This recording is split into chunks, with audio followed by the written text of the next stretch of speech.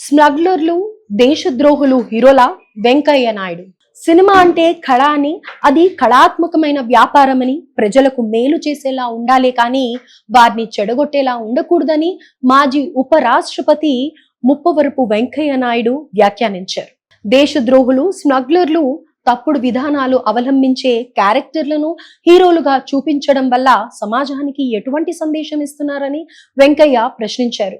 తెలుగు సినీ పరిశ్రమకు చెందిన అలనాటి గాయని, నటీమణి, నిర్మాత అయిన కృష్ణవేణి సంస్మరణార్థం హైదరాబాద్ లో జరిగిన కార్యక్రమానికి వెంకయ్య నాయుడు ముఖ్య అతిథిగా హాజరయ్యారు.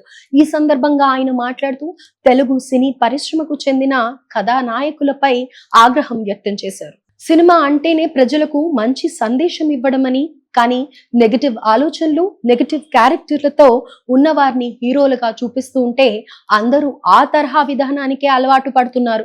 సినిమా అంటే మంచి విషయాన్ని తెలియజేయడం అన్నారు.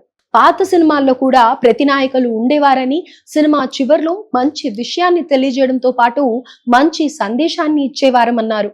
తప్పుడు విధానాలతో రూపొందించే క్యారెక్టర్లను హీరోలు ఒప్పుకోకూడదని, వాటిని పిల్లలు అస్సలు చూడకూడదన్నారు. ప్రమాణాలు మంచిగా ఉంటే సమాజం కూడా అత్యున్నత ప్రమాణాలతో తయారవుతుందన్నారు.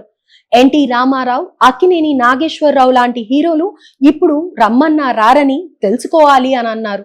పాతాళ భైరవి, మిస్సమ్మ, గుండమ్మ కథ, సీతారామయ్య గారి మనవరాలు, అలాగే ఉషా కిరణ్ మూవీస్ పై రామోజీరావు నిర్మించిన అనేక చిత్రాలు ప్రేక్షకులకు మానసిక ఉల్లాసాన్ని కలిగించేవని చెప్పారు.